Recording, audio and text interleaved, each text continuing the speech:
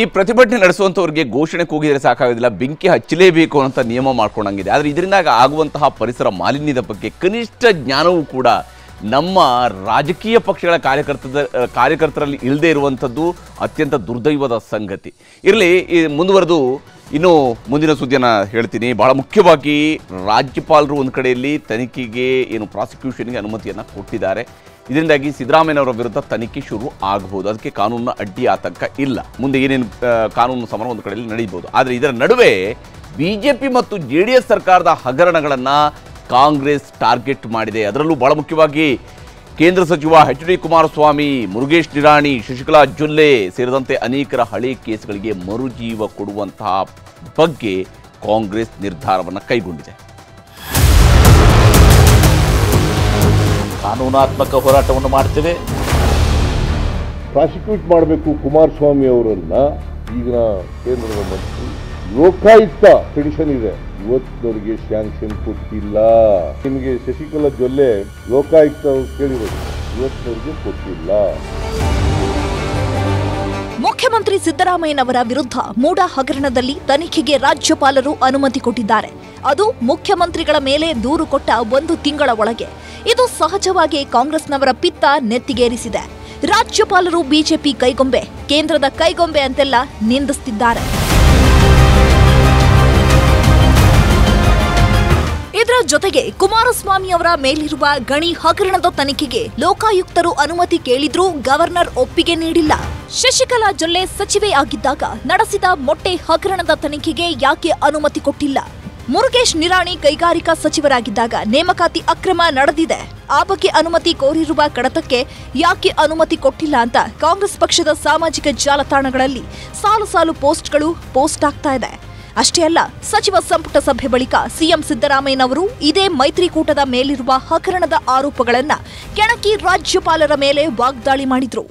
23/11/2023 ಲೋಕಾಯುಕ್ತವರು prosecute ಮಾಡಬೇಕು ಕುಮಾರಸ್ವಾಮಿ ಅವರನ್ನ, ಈಗ ಕೇಂದ್ರದ ಮಂತ್ರಿ ಅವರನ್ನ ಪ್ರಾಸಿಕ್ಯೂಟ್ ಮಾಡಬೇಕು ಅಂತೇಳಿ ಲೋಕಾಯುಕ್ತ ಪಿಟಿಷನ್ ಇದೆ. ಇಲ್ಲಿ ಯಾರೋ ಇಂಡಿವಿಜುವಲ್ ಕೊಟ್ಟಿರ್ತಕ್ಕಂಥ ಪಿಟಿಷನ್, ಲೋಕಾಯುಕ್ತದವ್ರದೇ ಪಿಟಿಷನ್ ಇದೆ. ಇವತ್ತವರಿಗೆ ಸ್ಯಾಂಕ್ಷನ್ ಕೊಟ್ಟಿಲ್ಲ. ನೋಡಿ, ನಿಮಗೆ ಶಶಿಕಲಾ ಜೊಲ್ಲೆ 9/12/2021 9/12/2021 ಲೋಕಾಯುಕ್ತ ಕೇಳಿರೋದು, ಇವತ್ತವರಿಗೆ ಕೊಟ್ಟಿಲ್ಲ. ಆಮೇಲೆ 26/2/2024 ಮುರುಗೇಶ್ ನಿರಾಣಿಯವರು ಭ್ರಷ್ಟಾಚಾರದಲ್ಲಿ ನೇರವಾಗಿ ಭಾಗಿಯಾಗಿದ್ದಾರೆಂದು ಸಾಕ್ಷ್ಯಗಳ ಸಮೇತ ಲೋಕಾಯುಕ್ತರವರು ವಿಚಾರಣೆಗೆ ಅನುಮತಿ ಕೇಳಿದ್ದಾರೆ. 3/5/2024 ಜನಾರ್ದನ ರೆಡ್ಡಿಯವರ ಆದಾಯ ಮೀರಿ ಆಸ್ತಿ ಸಂಪಾದಿಸಿರುವ ಕುರಿತು ಪ್ರಾಥಮಿಕ ತನಿಖೆ ಮಾಡಿ ಅಕ್ರಮ ಮಾಡಿದ್ದಾರೆ, ಪ್ರಾಥಮಿಕ ತನಿಖೆಯಲ್ಲಿ ಸಾಬೀತಾಗಿದೆ, ವಿವರವಾದ ತನಿಖೆ ಅಗತ್ಯವಿದೆ ಎಂದು ಹೇಳಿ ಪ್ರಾಸಿಕ್ಯೂಷನ್ಗೆ ಅನುಮತಿ ಕೇಳಿದ್ದಾರೆ.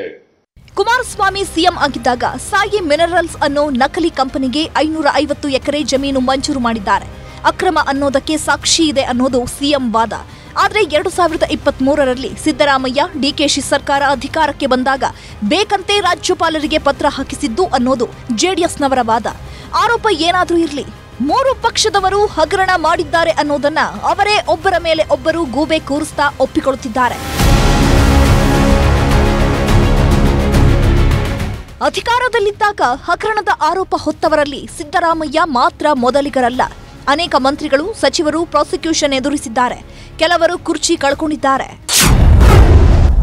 ರಾಮಕೃಷ್ಣ ಹೆಗಡೆ ಖಾಸಗಿ ವ್ಯಕ್ತಿಗಳಿಗೆ ಭೂಮಿ ಪರಭಾರೆ ಮಾಡಿದ ಆರೋಪ. ಅಂದು ರಾಮಕೃಷ್ಣ ಹೆಗಡೆ ಮುಖ್ಯಮಂತ್ರಿ ಸ್ಥಾನದಲ್ಲಿದ್ದರು. HD ದೇವೇಗೌಡ ಮೂಡ ನಿವೇಶನ ಹಂಚಿಕೆ, HDD ವಿರುದ್ಧ ಪ್ರಾಸಿಕ್ಯೂಷನ್. ಅಂದು HD ದೇವೇಗೌಡರು ಮಂತ್ರಿಗಳಾಗಿದ್ದರು. ಜಿ ವಿಜಯ ಅರಣ್ಯ ಇಲಾಖೆಯ ಹಗರಣದಲ್ಲಿ ಪ್ರಾಸಿಕ್ಯೂಷನ್. ಜಿ ವಿಜಯ ಅವರು ಅಂದು ಮಂತ್ರಿ ಸ್ಥಾನದಲ್ಲಿದ್ದರು. BS ಯಡಿಯೂರಪ್ಪ ಅಕ್ರಮ ಗಣಿಗಾರಿಕೆ, ರಾಚೇನಹಳ್ಳಿ ಡಿನೋಟಿಫೈ ಪ್ರಕರಣ. ಪ್ರಾಸಿಕ್ಯೂಷನ್ಗೆ ಸಿಲುಕಿ ಸಿಎಂ ಸ್ಥಾನ ಕಳ್ಕೊಂಡು ಜೈಲು ಪಾಲು. ಹೇಳ್ತಾ ಹೋದ್ರೆ ಇನ್ನು ಅನೇಕ ಪ್ರಕರಣಗಳಿವೆ. ಆದ್ರೆ ಈಗಿರೋದು ಸಿದ್ದರಾಮಯ್ಯನವರ ಮೂಡಾ ಪ್ರಕರಣ. ಮೂಡಾ ಪ್ರಕರಣದಲ್ಲಿ ಪ್ರಾಸಿಕ್ಯೂಷನ್ಗೆ ಗವರ್ನರ್ ತಥಾಸ್ತು ಅಂತ ಹೇಳಿದ್ದಾರೆ. ಈಗ ತನಿಖೆ ಹೇಗೆ, ಯಾವಾಗ, ಯಾರಿಂದ ನಡೆಯುತ್ತೆ ಅನ್ನೋದಷ್ಟೇ ಮುಖ್ಯ. Bureau report, news 18. ಕನ್ನಡಿಗರ ಮೆಚ್ಚಿನ ನಿಮ್ಮ ನ್ಯೂಸ್ 18 ಕನ್ನಡ ಈಗ ವಾಟ್ಸ್ಆಪ್ನಲ್ಲಿಯೂ ಲಭ್ಯ. ಕರ್ನಾಟಕ ಮತ್ತು ದೇಶ ವಿದೇಶದ 360 ಡಿಗ್ರಿ ಸುದ್ದಿ ವಿವರವನ್ನ ನೀವು ನಿಮ್ಮ ಕೈ ಬೆರಳುಗಳಲ್ಲಿಯೇ ಪಡೆಯೋದಿಕ್ಕೆ ಈ QR ಕೋಡ್ ಅನ್ನು ಸ್ಕ್ಯಾನ್ ಮಾಡಿ. ನಮ್ಮ ಚಾನೆಲ್ ಅನ್ನು ಫಾಲೋ ಮಾಡಿ, ನೋಟಿಫಿಕೇಶನ್ ಆನ್ ಮಾಡಿ.